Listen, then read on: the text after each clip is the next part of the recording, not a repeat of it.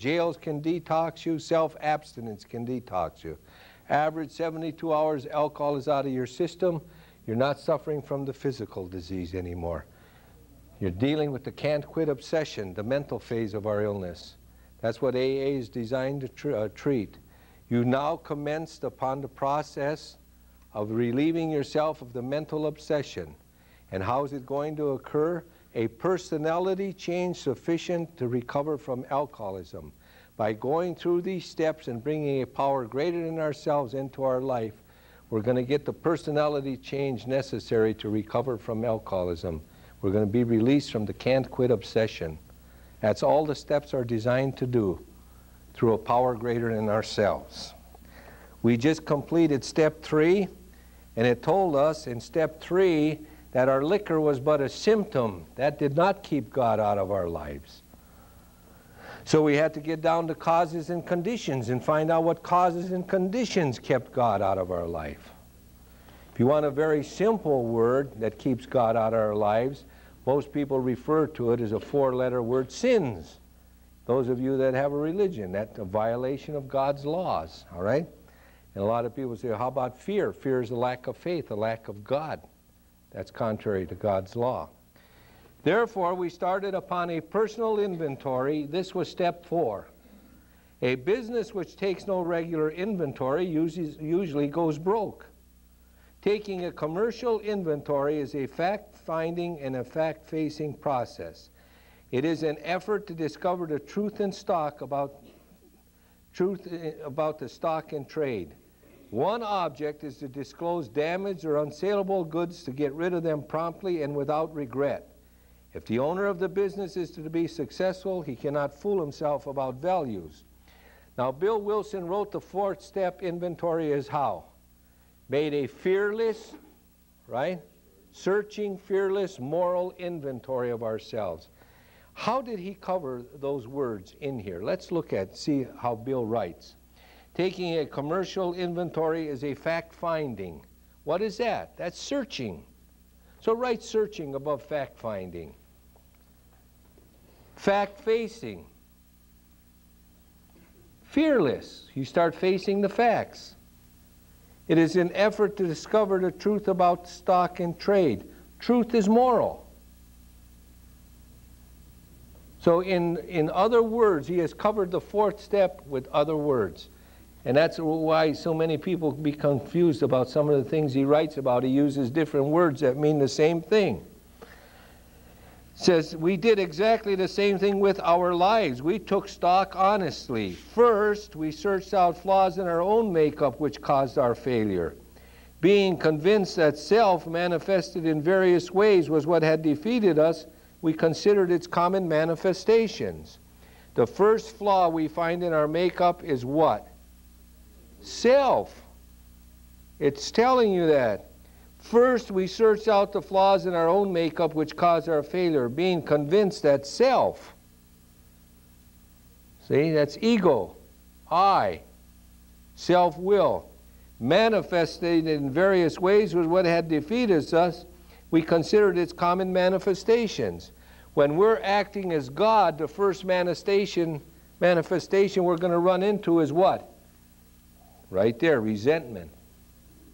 When we start playing God, we're going to have resentments. Resentment is the #1 offender. It destroys more alcoholics than anything else.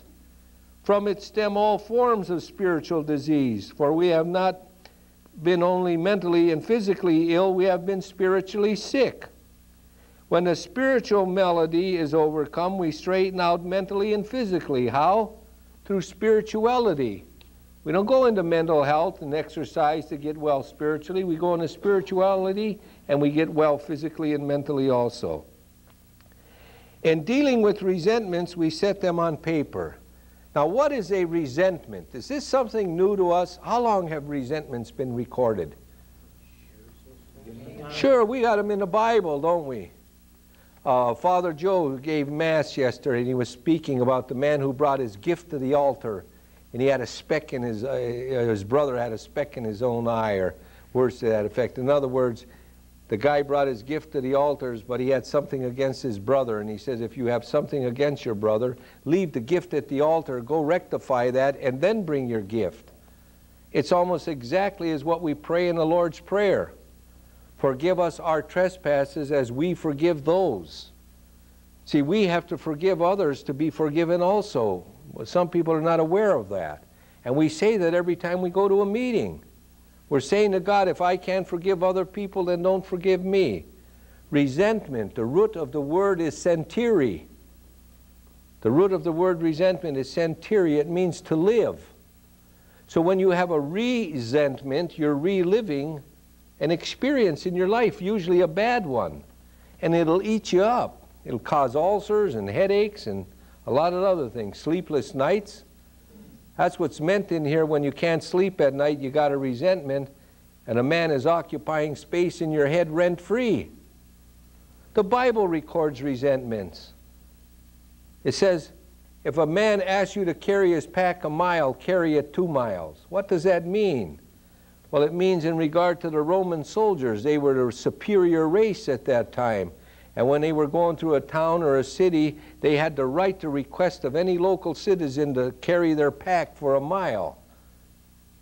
And Christ, knowing that would create a resentment, said, if you're asked to carry the pack a mile, carry it the 2nd mile on your own.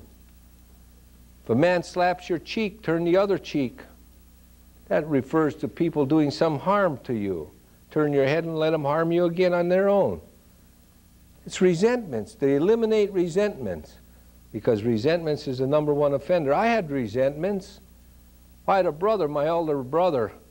My dad died when I was a year old. I was in jail on a DWI again. I called him up. I said, Frank, I'm in jail. He said, what's new? I said, come and get me out. He said, why should I? I said, because you're my brother, you're supposed to.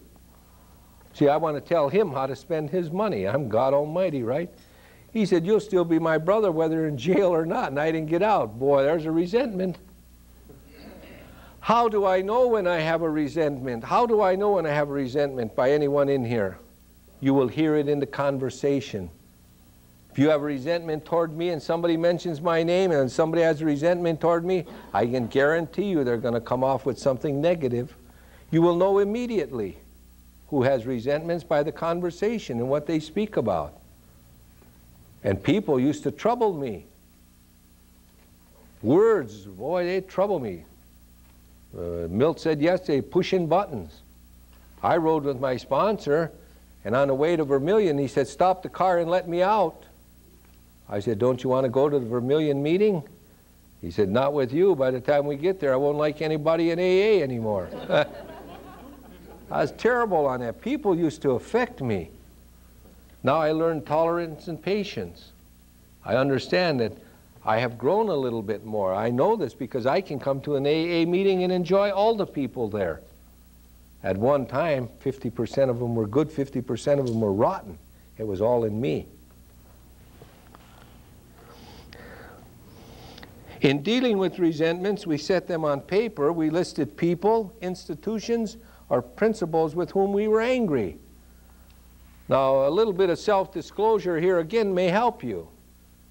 I had a manslaughter charge on me, and the attorney said it looks bad. He said, get a letter from your priest. May help you when we go to court.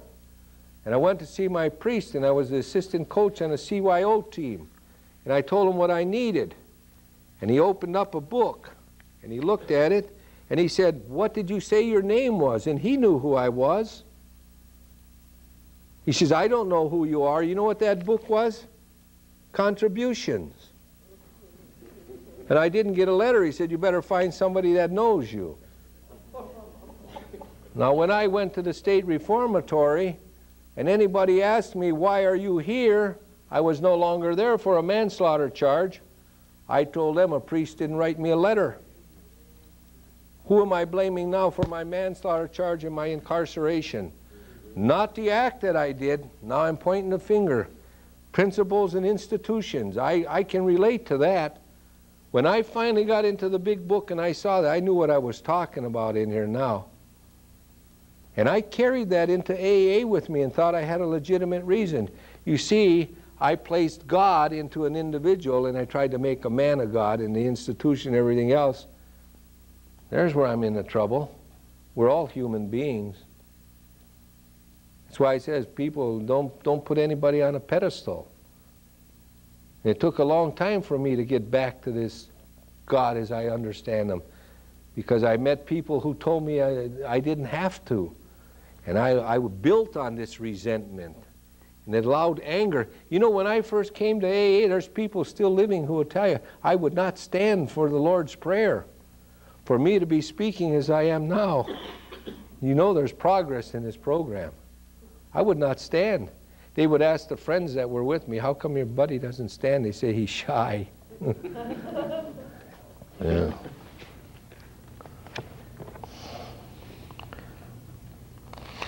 We asked ourselves why we were angry.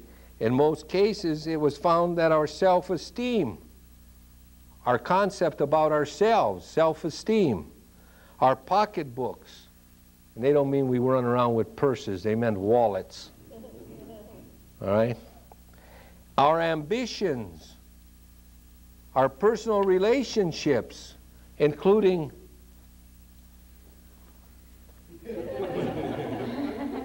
that word none of us mention. Sex, were hurt or threatened. So we were sore, we were burned up. You know, sex and spirituality are about the same. Everybody's doing it and nobody talks about it. On our grudge list, we set opposite each name our injuries. Was it our self-esteem, our security, our ambitions, our personal or sex relations which had been interfered with? We were usually as definite as this example. Now most people use these sheets that Joe and Charlie put out, and I used them a couple of times myself. I stopped using them because I found out people were no longer taking inventory. They were playing X's and O's. It was so evident, and put an X here and O, and I asked one man, what's an instinct? He said, I don't know. I said, you got it checked off. He made it too simple. So I went back to doing our own inventory and put down in the name on a piece of paper, I'm resentful at Joe Blow. Why am I resentful at Joe? The cause. Because he didn't loan me money when I wanted it. What did that affect? It affected my self-esteem. He made me feel bad about myself. All right? My sex relations. I didn't have enough money to pay the bill. My wife and I got angry, argued. Whatsoever it goes, it's self-explanatory. It's not difficult to do. We'll know why we're angry at somebody. It usually has to do something with expectations. You know what expectations are, don't you?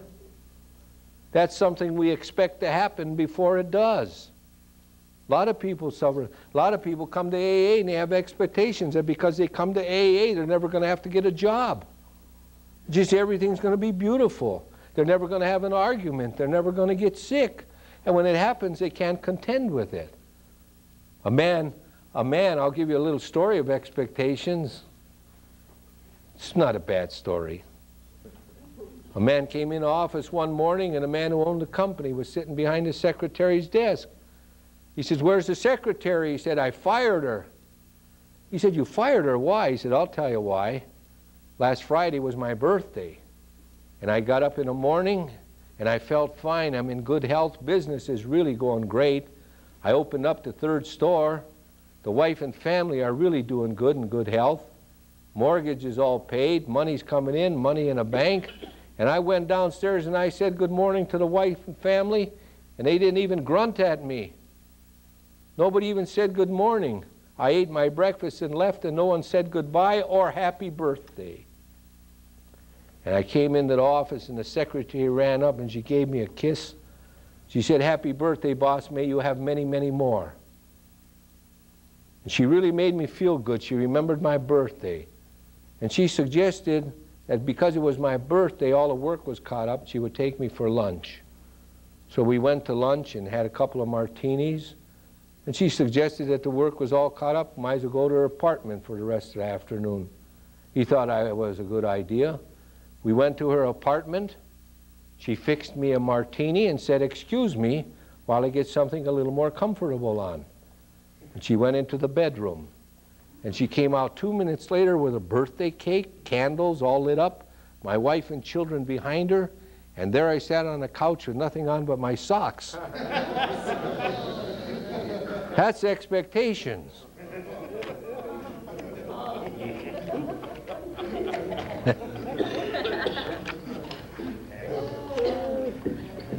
We went back through our lives.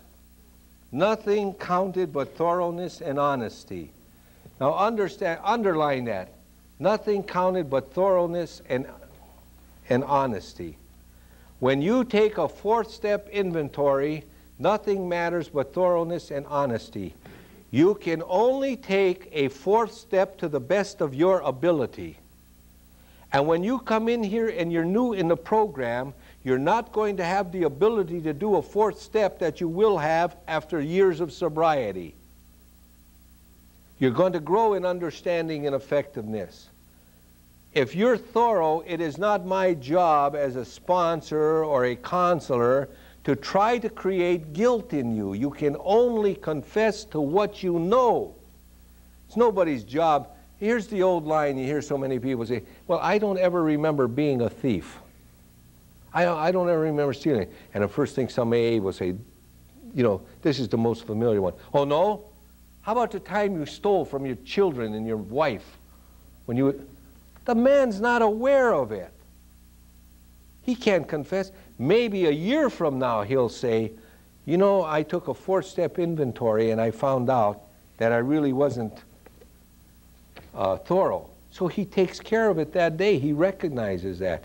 So what's he going to do after he recognizes? A year later he's going to start giving more time back to his family. You see what I'm saying? Thoroughness and honesty. I want that brought up because we're going to come back to that again in the fifth, and you'll see why.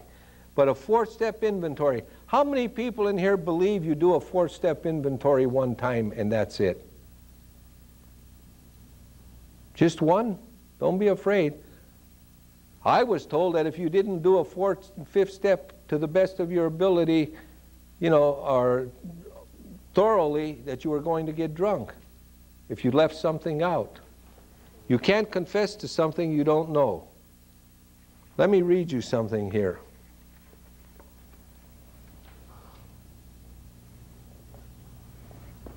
Now, willing to commence the search of his own defects, this is fourth step inventory, he will ask, just how do I go about this? How do I take inventory of myself? Look what's underlined here that I have in the 12 and 12. Since step 4 is but the beginning of a lifelong practice, it can be suggested that he first have a look at those personal flaws which are acutely troublesome and fairly obvious. It tells me that the fourth step inventory is the beginning of a lifelong process. It doesn't say I pick it up again in a 10th. It says the fourth step inventory is but the beginning of a lifelong process. In other words, I don't do it one time and throw it away. I do it repeatedly. I don't know how you can do a perfect fourth step one time. It's impossible. I was sober 22 years and running a treatment facility. When a man in treatment brought something about his own life, he brought it up, and it hit me between the eyes. 22 years later, another man brought something out of my own life that I had totally forgotten. 22 years later, I took care of it that day. I didn't go out and get drunk and say, oh my God, I didn't take a complete fourth inventory. I messed up, now I have to go get drunk. I took care of it that day. A searching, fearless moral inventory. We grow in understanding and effectiveness by constantly practicing it daily. To the best of your ability, and your ability today is not going to be as good as your ability 5 years from now. And your ability is going to be better 10 years from now. Because I can say things today that I couldn't say 5 years ago. And I was saying things 5 years ago I couldn't say 5 years previous to that. Because I understand what they're speaking about in here when they say spiritual progress. When we were finished, we considered it carefully. The first thing apparent was that the world and its people were often quite wrong. To conclude that others were wrong was as far as most of us ever got. The usual outcome was that people continued to wrong us and we stayed sore. Sometimes it was remorse, and then we were sore at ourselves. But the more we fought and tried to have our own way, the worse matters got. As in war, the victor only seemed to win. Our moments of triumph were short-lived. It is plain that a life which includes deep resentment leads only to futility, unhappiness, and I say prayers for adult children of alcoholics every day, because they believe that their condition is the result of others' behavior, failing to understand that forgiveness is a gift. To the precise extent that we permit these, do we squander the hours that might have been worthwhile. But with the alcoholic whose hope is the maintenance and growth of a spiritual experience, this business of resentment is infinitely grave. We share our strength, our hope, and our experience. What's our hope? We just read it. But with the alcoholic whose hope is the maintenance and growth of a spiritual experience, this business of resentment is infinitely grave. We found that it is fatal. For when harboring such feelings, we shut ourselves off from the sunlight of the Spirit. The insanity of alcohol returns and we drink again, and with us to drink is to die. Here comes the second warning. If we don't get rid of resentments, we will drink. It doesn't say, but I can have resentments as long as I go to an AA meeting. Does not say that. It doesn't say an AA meeting is the cure-all for everything. Your second symptom of relapse. I must get rid of resentments or I will drink. And when a guy relapses, did you go through the program? Were you of help to others, or were you just attending meetings? Did you think this was a social club? Did you get rid of resentments? No. That's why you drank, not because you didn't attend meetings.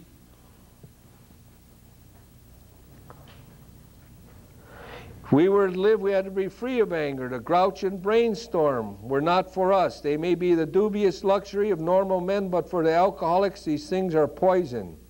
We turn back to our list of what? Resentments. For it held the key to the future. We were prepared to look at it from an entirely different angle. We began to see that the world and its people really dominated us. In that state, the wrongdoing of others, fancies or real, had power to actually kill. Here comes the question. How could we escape? If resentments are killing us and leading us to anger and getting us drunk, it's asking a question now. How can we escape from this? How can we escape from resentment? We saw that resentments must be mastered, but how? Question again. We could not wish them away any more than alcohol. How many of you have heard how to get rid of resentments when you have them in AA? How? Prayer. Prayer. How else? I heard one guy say, go in your room and pray for 3 weeks for the resentment to leave you and it'll go. Who started that? This program is designed not for after something occurs, it's designed to prevent something from occurring. Let's look at what AA says about how we deal with resentments so we get the proper action, not the after-the-fact action. Page 66, bottom of the page. This was our course. We want to master resentments. It's telling us how. We realized that people who wronged us were perhaps spiritually sick. Though we did not like their symptoms and the way these disturbed us, they, like ourselves, were sick too. We asked God to help us show them the same tolerance, pity, and patience that we would cheerfully grant a sick friend. When a person offended, we said to ourselves, not to him, we said to ourselves, this is a sick man. How can I be helpful to him? God save me from being angry, thy will be done. We avoid retaliation or argument.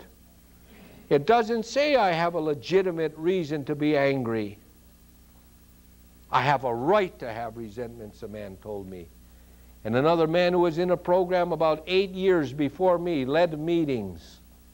And he was speaking meetings for about 11 years. Leading meetings. standing up before groups of Alcoholics Anonymous and influencing the young people in there. And his statement was something like this: all my life I have had resentments, and there's no alcoholic in AA going to tell me I can't have them anymore.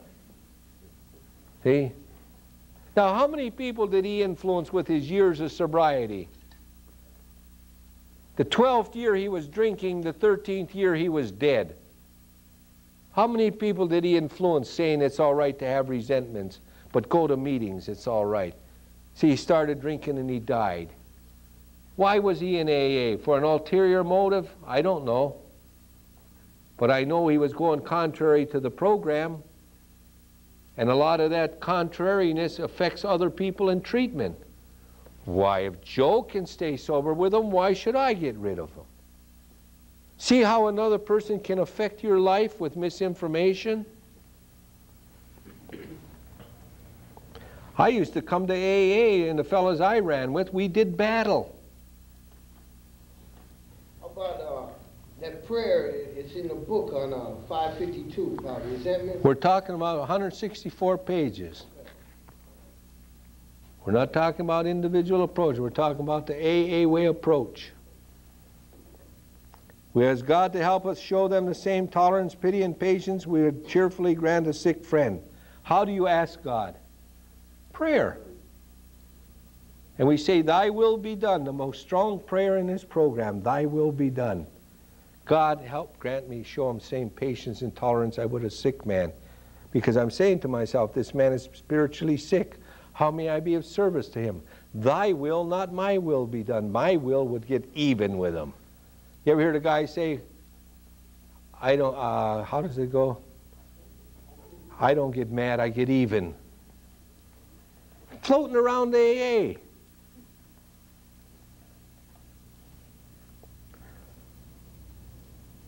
We avoid retaliation or argument. We wouldn't treat sick people that way. If we do, we destroy our chance of being helpful. We cannot be helpful to all people, but at least God will show us how to take a kindly and tolerant view of each and every one. You practice that long enough, and someday you'll be just like me. The people in the groups won't affect you. You'll be more calm. Referring to our list again, putting out of our minds the wrong others had done, we resolutely looked for our own mistakes. Where had we been selfish, dishonest, self-seeking, and frightened? Though a situation had not been entirely our fault, we tried to disregard the other person involved entirely. Where were we to blame? Question. The inventory was ours, not the other man's. When we saw our own faults, we listed them. We placed them before us in black and white. We admitted our wrongs honestly and were willing to set these matters straight. Do you see where the inventory came from, the statement, take your own inventory? Right there. That doesn't mean when I come to AA, nobody can give me direction in the program. I went to a meeting one day and I told a man, I said, look, Joe, I think if you continue doing this, you may get drunk. Take your own inventory. Don't get into my program. I'm not taking his inventory, but if I'm going to stay sober and I found a way of life and I want to share it, I should be able to. But when you're doing your fourth-step inventory and you're looking at causes and conditions, it asks you, where had we been selfish, dishonest, self-seeking, or frightened? Though a situation had not been entirely our fault, we tried to disregard the other person involved entirely. Where were we to blame? The inventory was ours, not the other man's. In other words, they're telling you, don't shift the blame. We want to get rid of the other, pointing the finger at other people, places, and things. Look at myself. Why? I'm to cleanse myself. I can't cleanse other people. Get rid of my garbage. The other man has to deal with his own. We admitted our wrongs honestly and were willing to set these matters straight. Notice, here comes the second part of our inventory. And you'll notice our inventory deals in three categories: resentments, fears, and sexual conduct. That's the three categories basically they've zeroed in on. Covers a multitude of sins. When you go into steps 8 and 9, you will see steps 9 for the director men's are set on the same ground rules. You will be dealing with resentments first in step 9, and then fears, and then sexual conduct. Exactly the way you do the inventory is the way you do the amends. We'll bring that out in step 9. Notice that the word fear is bracketed alongside the difficulties with Mr. Brown, Mrs. Jones, the employer and the wife. This short word somehow touches about every aspect of our lives. It is an evil and corroding thread. The fabric of our existence was shot through with it. It set in motion trains of circumstances which brought us misfortune we felt we didn't deserve. But did not we ourselves set the ball rolling? Sometimes we think fear ought to be classed with stealing. It seems to cause more trouble. We reviewed our fears thoroughly. We put them on paper. Even though we had no resentment in connection with them, we asked ourselves why we had them. Again, wasn't it because self-reliance failed us? Self-reliance was good as far as it went, but it didn't go far enough. Some of us once had great self-confidence, but it didn't fully solve the fear problem or any other. When it made us cocky, it was worse. Perhaps there is a better way we think so, for we are now on a different basis, the basis of trusting and relying upon God. We trust infinite God rather than our finite selves. We are in a world to play the role He assigns. Just to the extent that we do as we think He would have us and humbly rely on Him, does He enable us to match calamity with serenity. In other words, it's telling you, if fears are a part of your life, you handle them the same way we did the others. I have this fear, the cause, and it affects my what? And only you know what your fears are. Your fears may be money, debts that you owe. Your fears may be some crime that you committed and you didn't get caught for it. Your fears may be you had an illicit love affair with somebody beside your wife or your husband, and you're afraid you're going to get caught. What are your fears? We're not talking about psychological fears like acrophobia or claustrophobia or these things. I suffered from claustrophobia when I was drinking. One morning I woke up, I was screaming, "Mom, Mom, the walls are closing in on me." She came running in and she looked at me and she said, "You damn drunk, you're in the hallway." Yeah.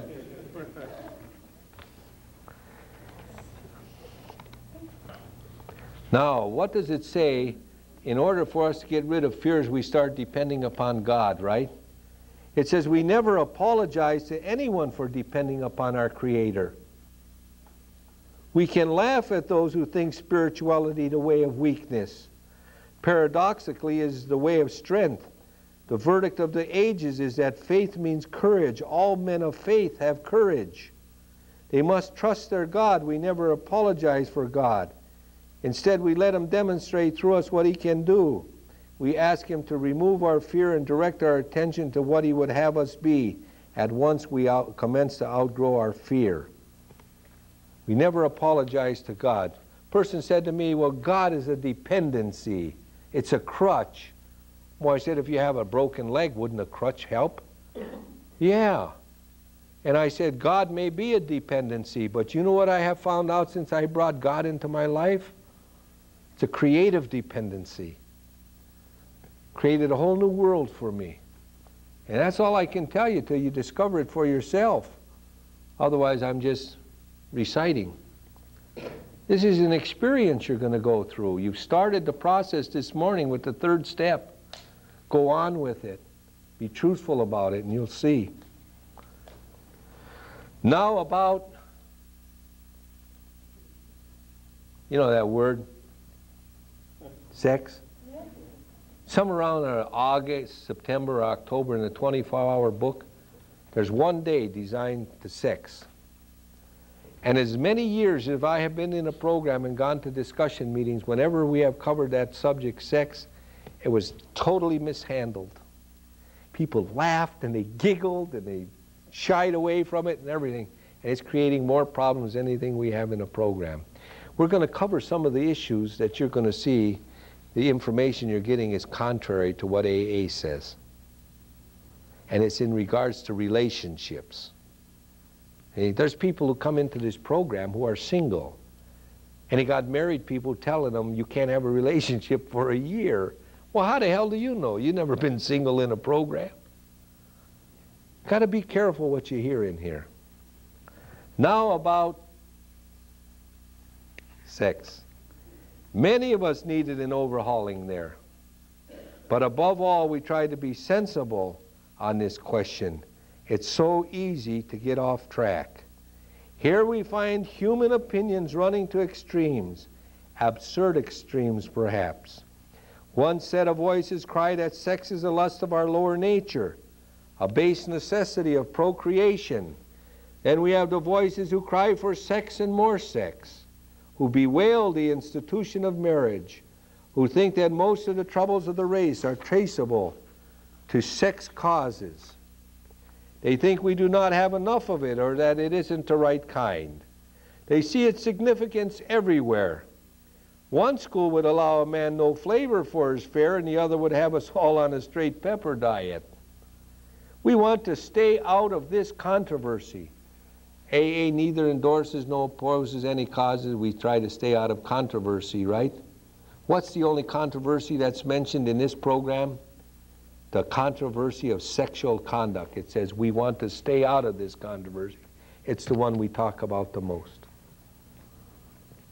We do not want to be the arbiter of anyone's sex conduct. We all have sex problems. We'd hardly be human if we didn't. What can we do about them? That's a question. Now let's see how they answer that question. We reviewed our own conduct over the years past. Where had we been selfish, dishonest, or inconsiderate? Whom had we hurt? Did we unjustifiably arouse jealousy, suspicion, or bitterness? Where were we at fault? What should we have done instead? We got this all down on paper and looked at it. I'm going to tell you the experiences of another man. Won't mention his name. Aroused jealousy, sexual conduct, creating problems, selfishness, self-centeredness. The man woke up one morning and his wife said she didn't feel well. And he said, "That's all right, honey. I don't have to work today. I'll take care of the kids in the house. You just stay in bed and take it easy till you feel better." And he got up that morning and he made breakfast for the children and he made breakfast for his wife. And he took breakfast into the bedroom. "Here you are, honey.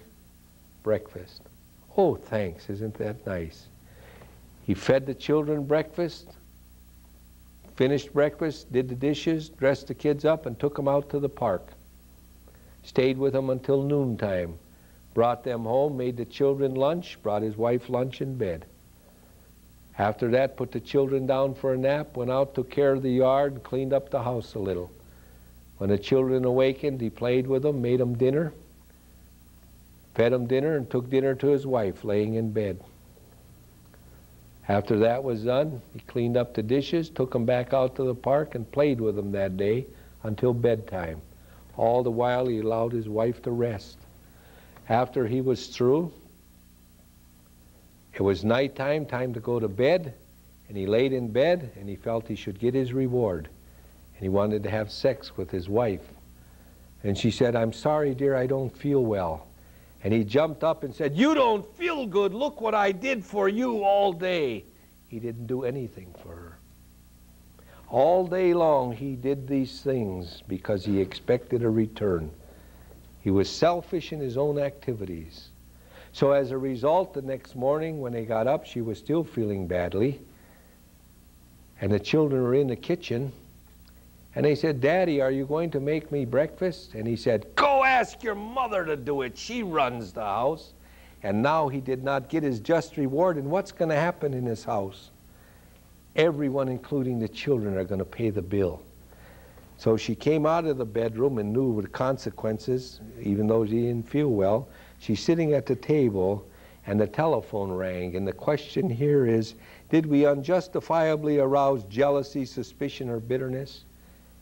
And a voice on the telephone said, "Hello, this is the aluminum company selling awnings and drains. Would you like some in your house?" And he said no, and she hung up.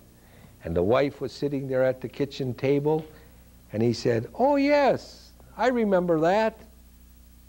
And and he pretended like he was having a conversation with another person.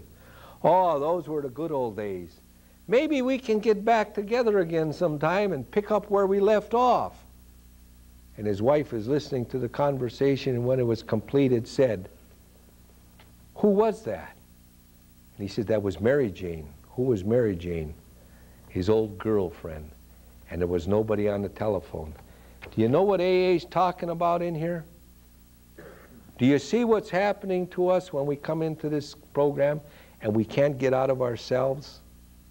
This is exactly what they're talking about.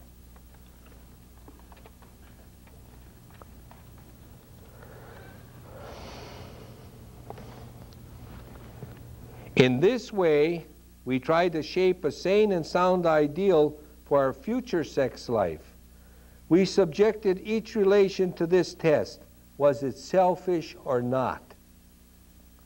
We ask God to mold our ideals and help us to live up to them. How do we ask God? Through prayer. God, help mold new ideas for my sexual conduct. We remembered always that our sex powers were God-given and therefore good, neither to be used lightly or selfishly, nor to be despised and loathed. Sex is not a dirty thing. It's gone about properly. Whatever our ideal turns out to be, we must be willing to grow toward it. In other words, it's not going to happen overnight. You notice spiritual progress rather than spiritual perfection, new ideals about our sexual conduct. We must be willing to grow toward it. It doesn't say we make a decision and it changes overnight. We grow toward it. We may make some mistakes in the path.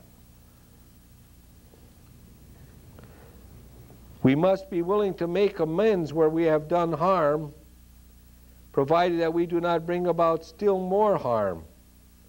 Provided that we do not bring about still more harm in so doing. In other words, we treat sex as we would any other problem. In meditation, we ask God what we should do about each specific matter. The right answer will come if we want it.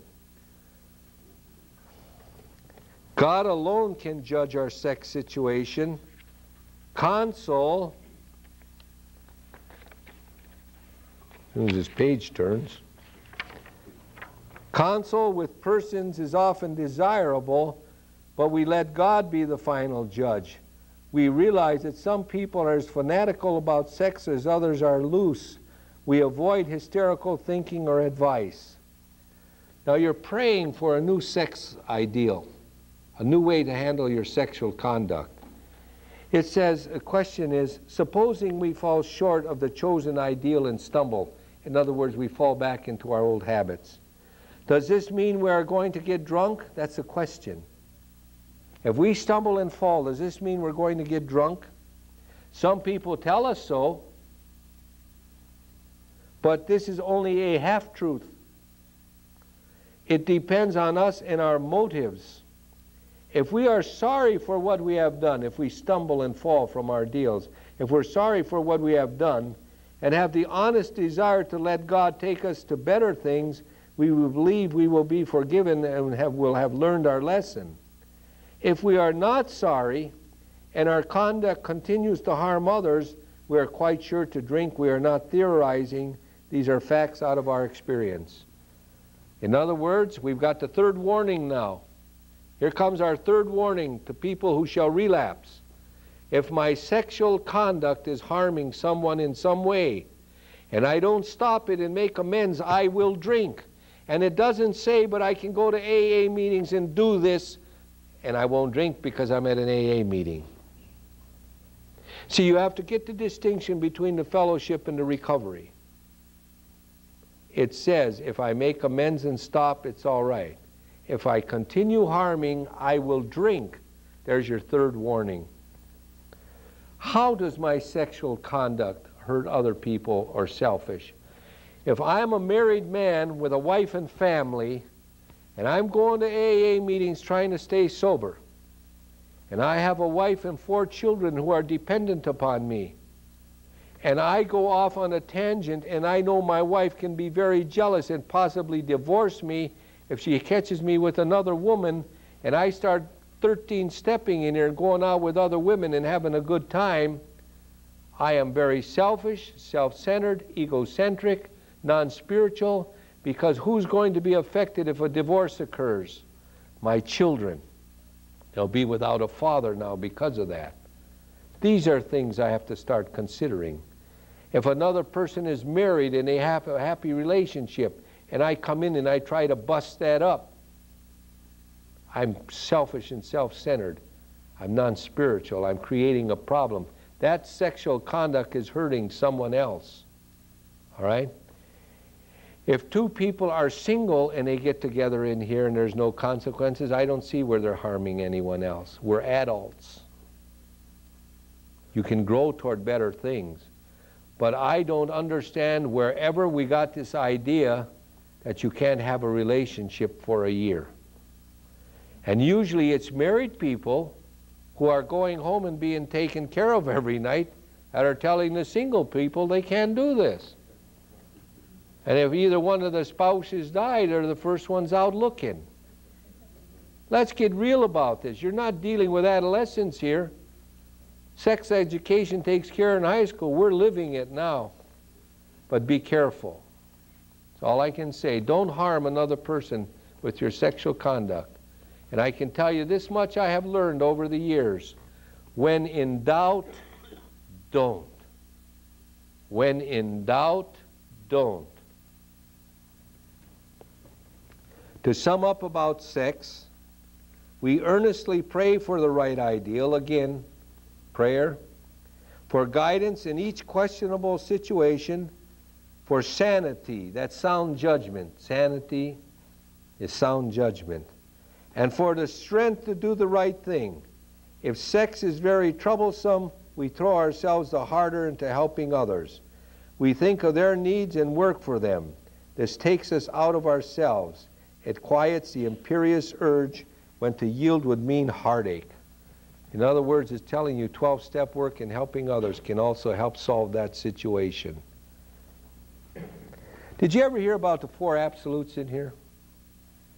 Around this area, we still talk about the 4 absolutes.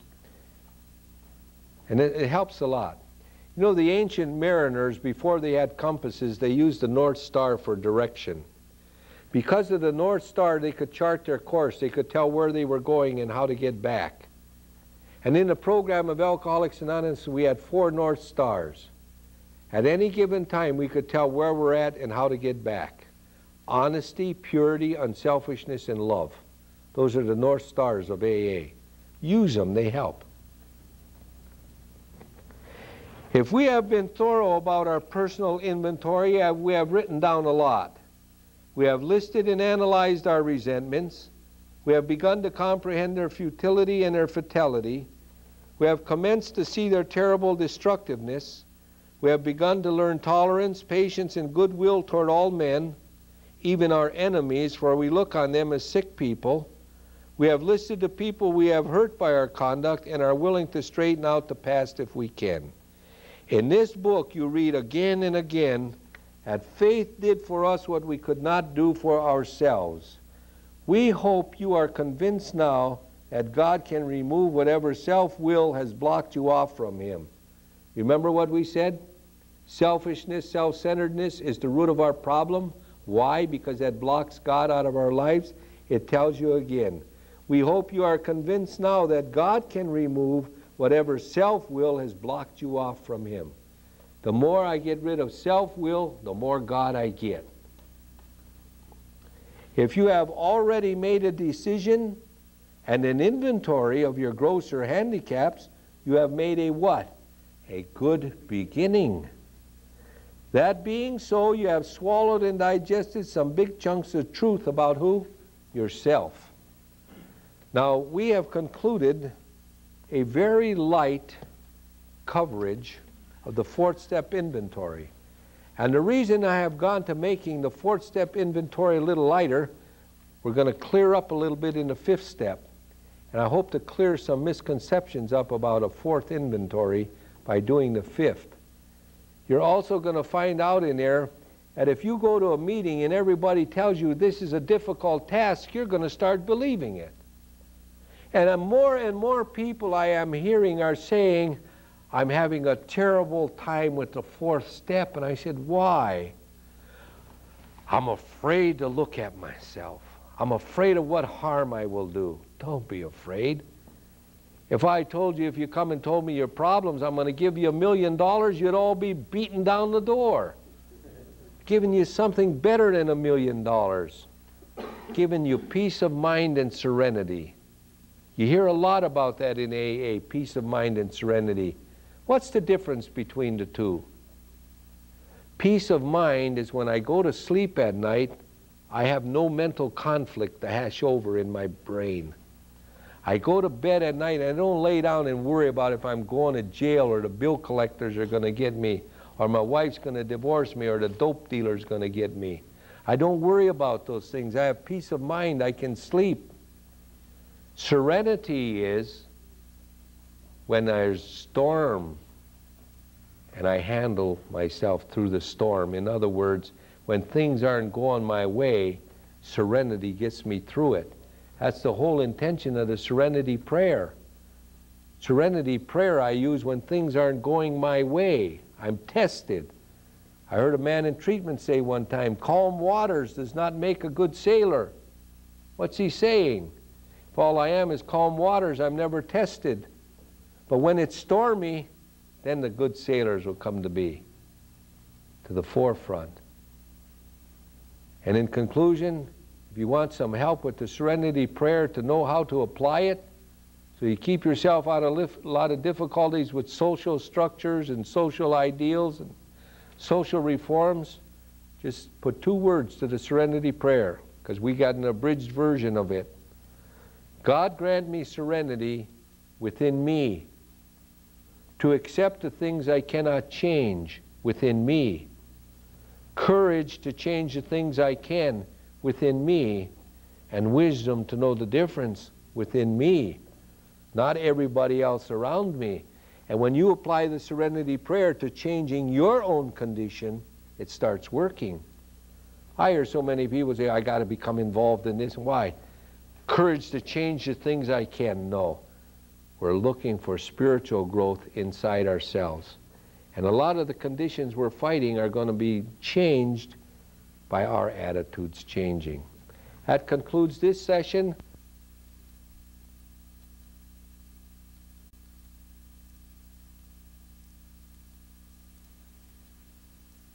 We want to have closure at 9 o'clock for those who want to. After we take this moral inventory, we go into chapter 6, which is titled Into Action. It does not say get active. It says into action. And the action they're going to describe is what we do with the inventory after we write it all down on paper. Having made our personal inventory, what shall we do about it? A question. We have been trying to get a new attitude, a new relationship with our Creator, and to discover the obstacles in our path. Remember what I told you the 4th step inventory was all about? What's been keeping God out of my life? Now it brings it out in black print. We have been trying to get a new attitude, a new relationship with our Creator, and to discover the obstacles in our path. In other words, what has been blocking this God out of my life? We have admitted certain defects. We have ascertained in a rough way what the trouble is. We have put our finger on the weak items in our personal inventory. Now these are about to be cast out. The weak items in our personal inventory are about to be cast out. This requires action on our part, which when completed will mean that we have admitted to God, to ourselves, and to another human being the exact nature of our defects.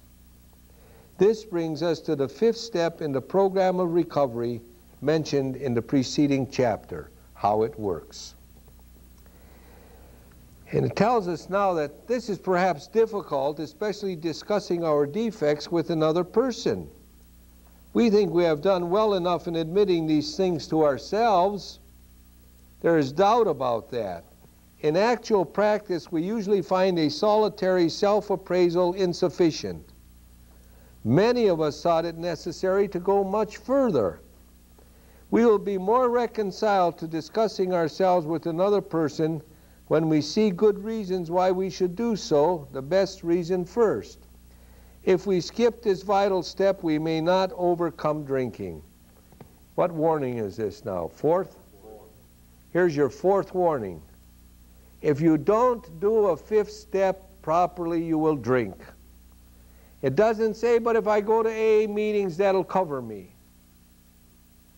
You see how you have to discover what the fellowship is saying versus what the program is saying? We're talking about recovery from alcoholism.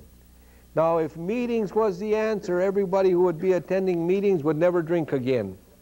Do you know, and I don't say this to be controversial, it is a matter of fact, that as many people get drunk going to meetings as those who don't go? Not everybody gets drunk who quits going to meetings. They're going to meetings and they get drunk. But nobody tells you that. They leave you with the idea in your mind that the only reason anybody ever gets drunk is because they quit going to meetings.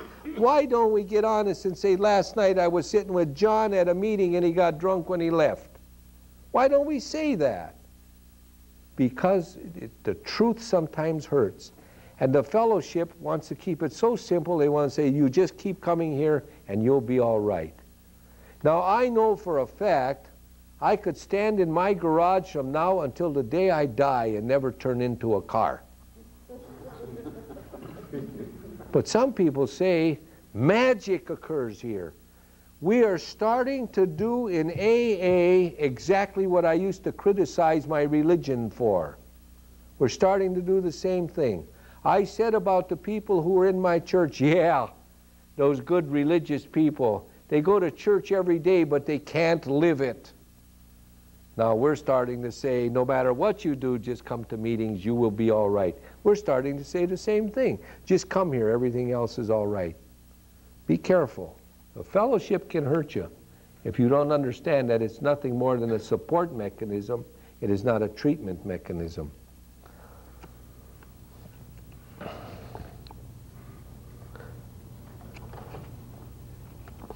This is perhaps, where did I leave off?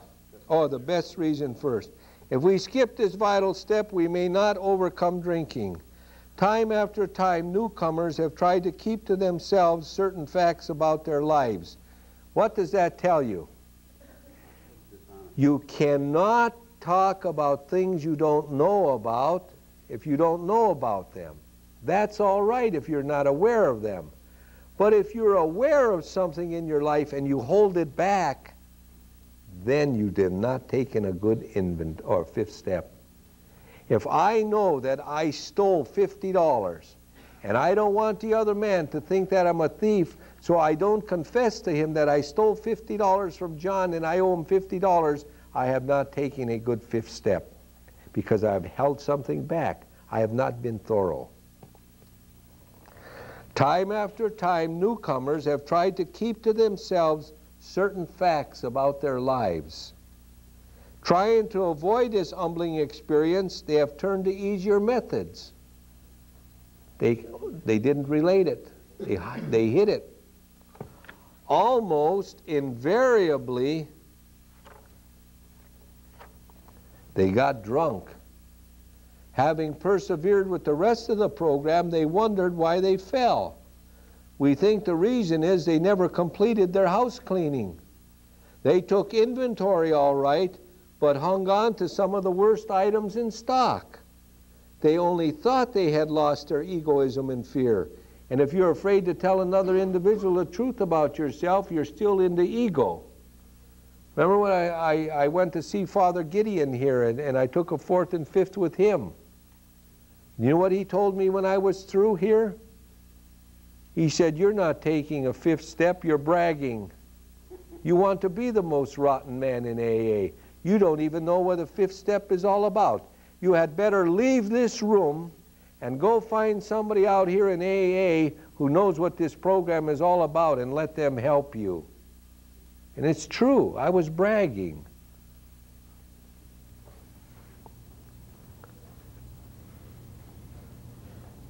They only thought they had humbled themselves, but they had not learned enough of humility, fearlessness, and honesty in the sense we find it necessary until they told someone else all their life story. Don't hold anything back because you want to project yourself as a good guy.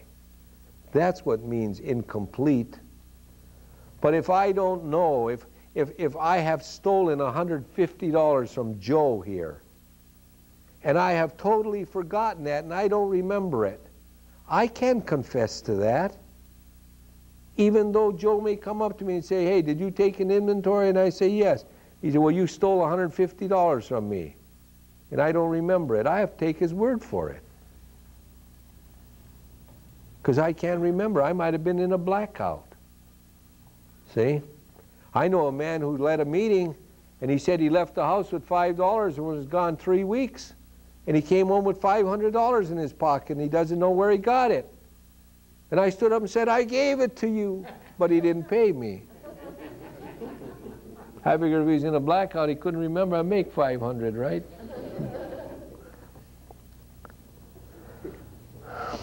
More than most people, the alcoholic leads a double life. I've seen that in AA. I went through that phase, believe me. He is very much the actor. To the outer world, he presents his stage character. You know what my stage character when I was first in here and started getting in this program? I walked softly, spoke silently, never used the cuss word, never did anything, and was a picture of voice of quiet and serenity. And one day I was to a meeting in Avon Lake, and an old-timer who came in here in 1940 brought a man across the room to me and said this, if he can't keep you sober, no one can. Talking about me. And my little actor really took hold. I thought, I have arrived. I was playing a role. If I can't keep him sober, nobody can. And I went home that night and I thought to myself, you damn fool, what are you doing? You're playing a game again. You know you're not that individual. And I became the real me. What you see is what you get. The outer world, he presents his stage character. This is the one he likes his fellows to see. He wants to enjoy a certain reputation, but knows in his heart he doesn't deserve it. That's what's happened to me. I knew I didn't deserve what they were saying to me. The inconsistency is made worse by the things he does on his sprees. Coming to his senses, he is revolted at certain episodes he vaguely remembers. These memories are a nightmare. He trembles to think someone might have observed him. As fast as he can, he pushes these memories far inside himself. He hopes they will never see the light of day. He is under constant fear and tension. That makes for more drinking. That's a man who has a reputable reputation in the community. I didn't have that. Do you know the things that me and my buddies did in the bar rooms? We sat down and laughed and joked about it. Psychopathic behavior. And if we didn't sit down and laugh about it and do anything that night, we sure did it before the night was over. There's a lot of things I can subscribe to doing in a bar room as part of the group that I ran with that was against the law, that was illegal, was immoral, and a lot of these other things, and we laughed and joked about it because when you have abnormal behavior, if you do it long enough, it becomes normal with the group that you're running with. That's why I had to break away from a lot of my old friends. I surely would not come home and tell my family what I was doing. And on a couple of the charges the police picked me up for, my mother asked me point blank, son, did you do that? I said, no, Mom, you know I wouldn't do that. And she believed me, but I did. And I'd laugh. I would hold my head down and in shame for the questions she asked me, and then I would run out and say, did you see what we did last night? Something's wrong with my life. And that's why it says as our alcoholism progresses, we look for lower companions. We start doing things that are immoral and everything else and believe because everybody's doing them, they're moral. Have to be careful of that. That's when fears occur. You have a reputation like mine, there's not too much to fear. People start expecting that from you. The psychologists are inclined to agree with us. We have spent thousands of dollars for examinations. We know but few instances where we've given these doctors a fair break. We have seldom told them the truth, nor have we followed their advice. Unwilling to be honest with these sympathetic men, we're honest with no one else. Small wonder many in the medical profession have a low opinion of alcoholics and their chances for recovery. What are we doing in a fifth step? When we're telling another person our faults, our defects of character, what are we doing? We're humbling ourselves. Well, what's a single word that covers it? Confession? When you think of the early psychiatrists, and they used to show an early psychiatrist, how did you picture a psychiatrist? A person laying on a black couch? A man with a pad and pencil sitting there? What was the man on the couch doing? Confessing. You know what science has discovered? Religions that have confession as part of their religion have a lower incidence of mental illness. Whether it be open confession in a group, private confession in a confessional, whichever way it may be. All right?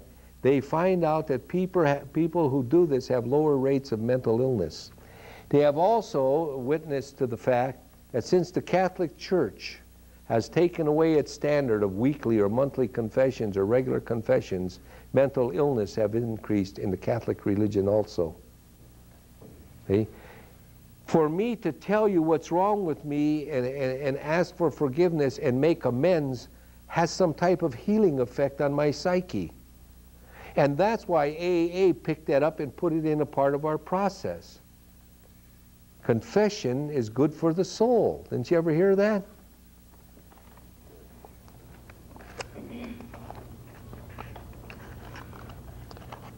We must be entirely honest with somebody if we expect to live long or happily in this world. Rightly and naturally, we think well before we choose the person or persons. We can do it with more than one, with whom we take the intimate and confidential step. Now, my recommendation is this. I don't know how you feel about it, person or persons, but when I get into this intimate step, and I'm going to tell people some of my hidden secrets, I only want one person to know it. Because if I ever go to an AA meeting and I hear John, Joe, Mary, and Jane talking about something out of my life, I want to know how they found out. And if I am sure I only told one person, then I know that he can't be trusted.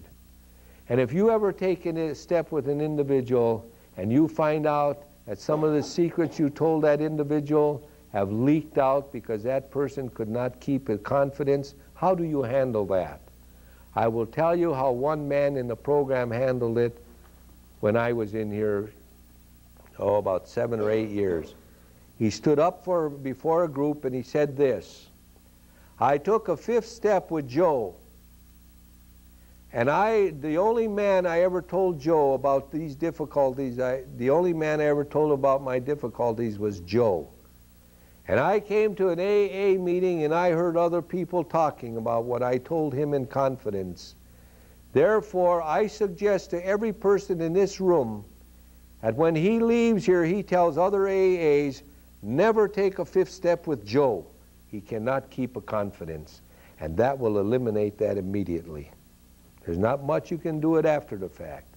But if I take a fifth step with 10 people, I have to remember what I told each one and this and that, and if something comes back, I can relate to it.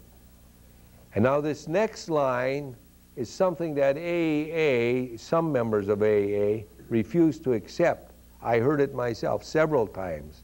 And here's what it says: those of us belonging to a religious denomination which requires confession must, and of course will want to go to the properly appointed authority whose duty it is to receive it. In other words, they're speaking of religions like Catholicism that have confession. It's telling you to take with the priest. Now, what does that mean? Does it mean it's no good because you did it with a priest? That's all was available when AA first started.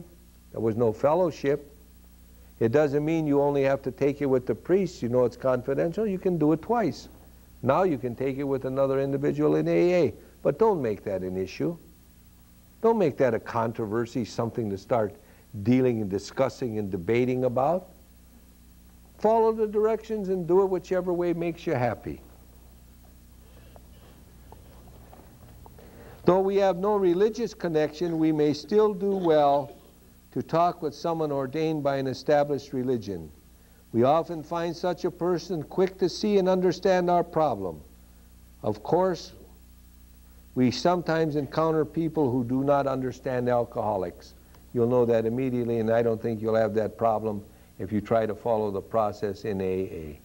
We have the fellowship today to support us.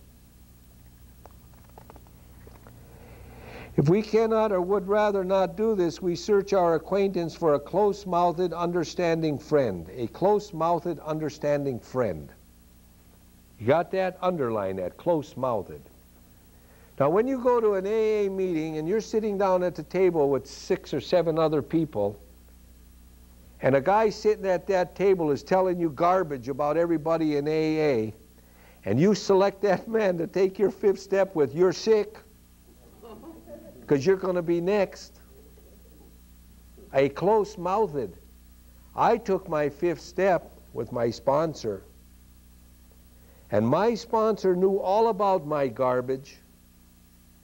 And when I was sitting at an AA meeting and talking about other people, he would come and put his hand behind his ear like this. You know what he was intimating? You know what he was saying to me? I, who know all the garbage about you, are listening to you talk about somebody else's garbage. And I would see that and I would shut up immediately. He put me in my place just by doing this. I don't come to AA to hear your garbage. I don't come to AA to sit down across the table and listen to somebody criticize and become negative and tell me stories about somebody else, especially the girls.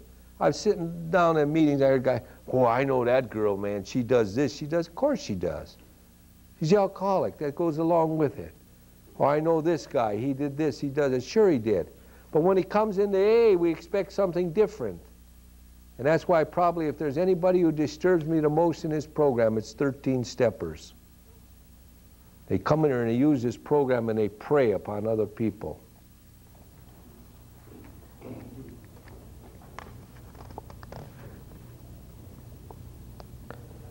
Perhaps our doctor or psychologist will be the person.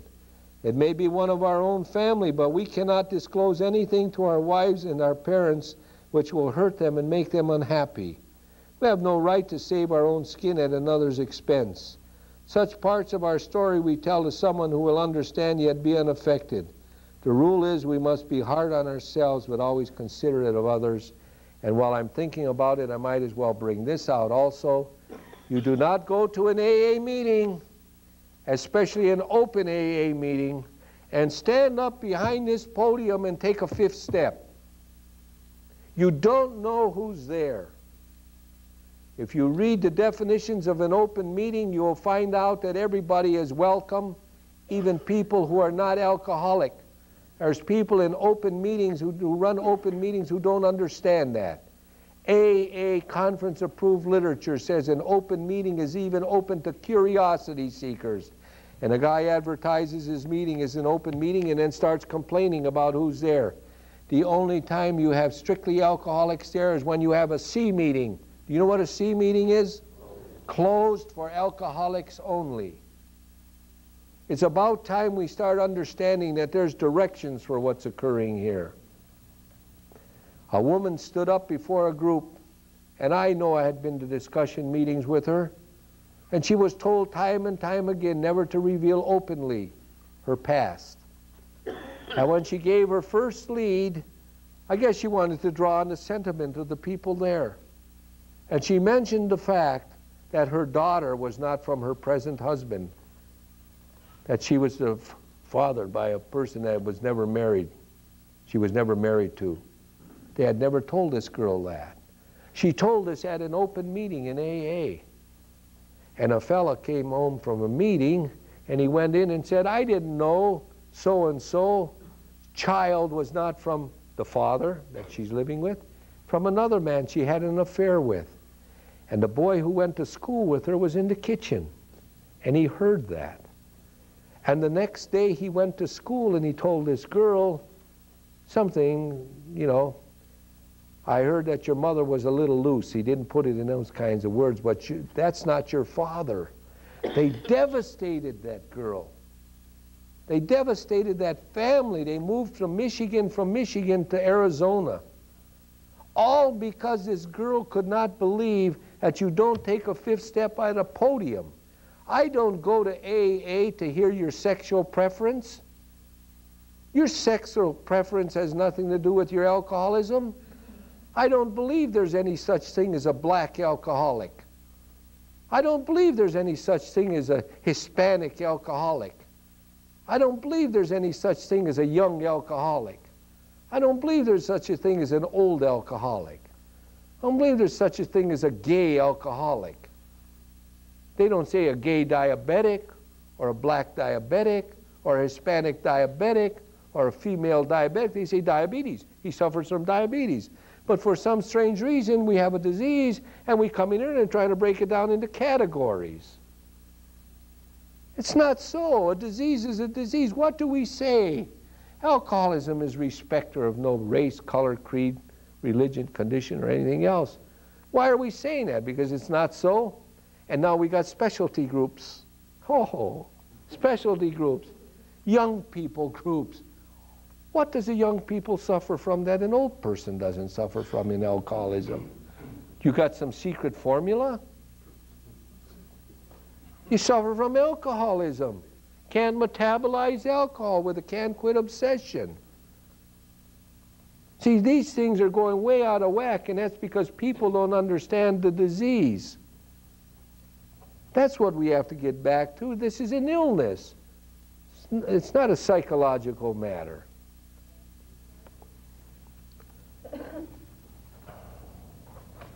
Notwithstanding the great necessity for discussing ourselves with someone, it may be one is so situated that there is no suitable person available. If that is so, the step may be postponed only. However, if we hold ourselves in complete readiness to go through with it at the first opportunity. We say this because we are very anxious that we talk to the right person. It is important that we be able to keep a confidence that he fully understand and approve what we are driving at, that he will not try to change our plan. But we must not use this as a mere excuse to postpone. When we decide who is to hear our story, we waste no time. You took a third step this morning. It tells you immediately you go into a fourth step. When you do your fourth step, as soon as you find somebody to do it, you're going into a fifth step. That's AA's directions. That may not be the fellowship's directions, but that is the founders of the program suggestions, and I give them more weight and authority than any Johnny-come-lately in this program.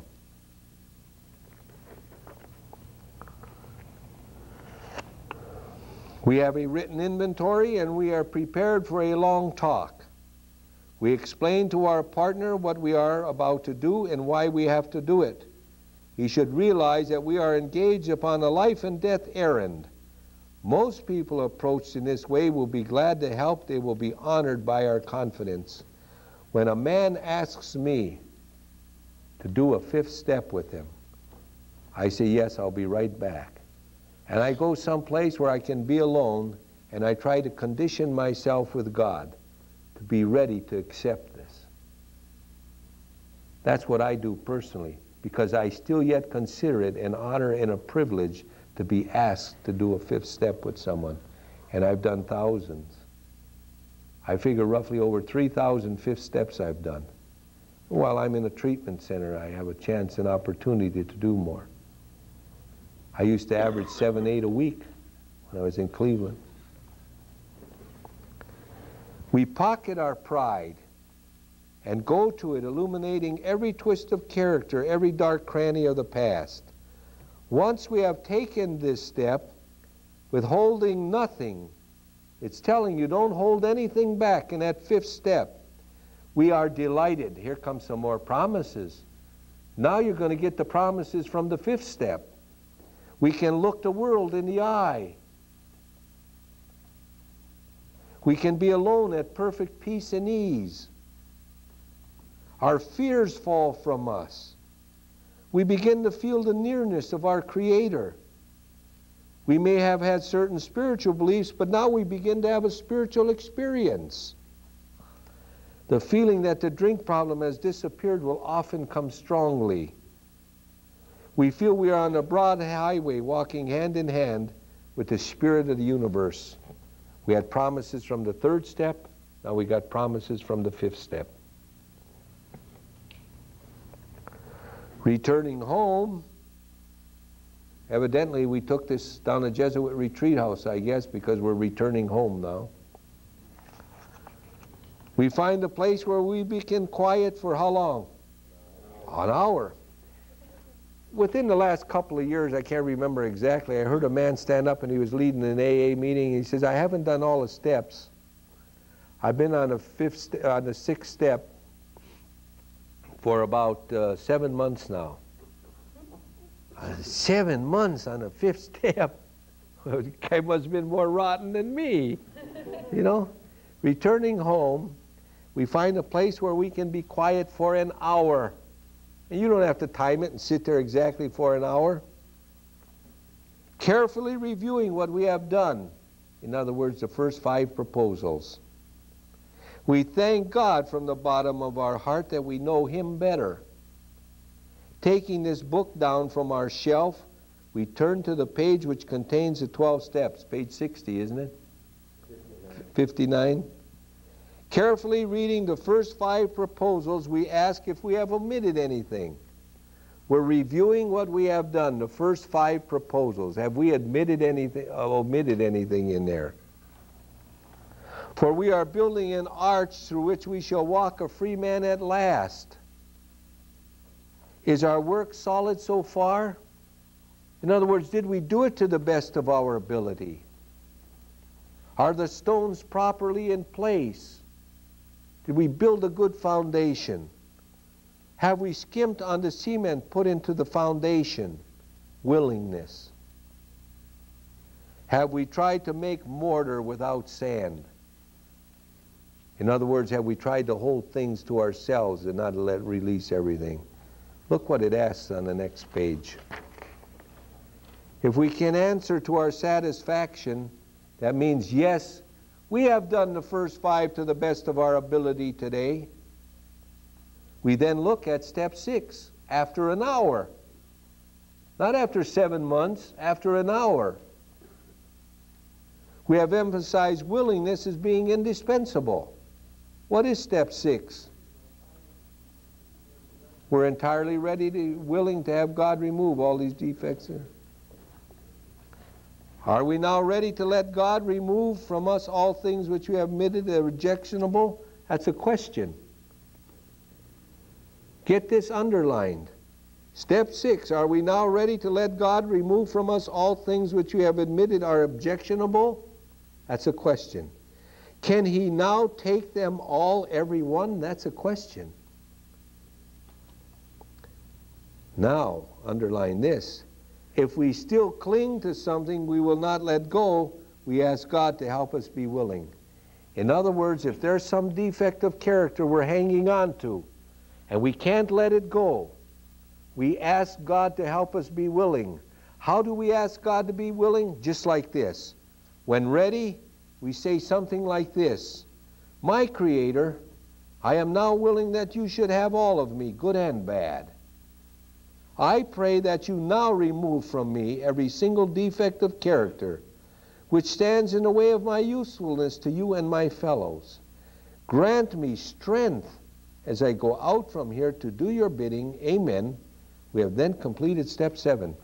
In an hour, you've done step 6 and 7. Now, where are you coming to AA and getting all this business about 1 step a month, 1 step a year? You haven't been on the first step long enough to do the rest steps.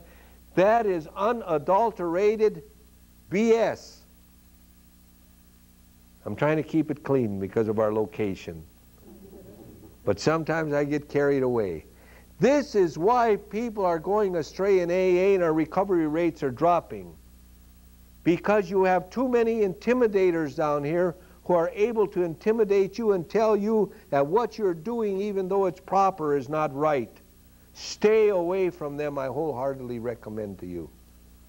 You have the directions and you have the fellowship and the people necessary for you to develop a whole new way of life. Hang on to those. It says, now we need more action, without which we find that faith without works is dead. Let's look at steps 8 and 9. And our next session tomorrow.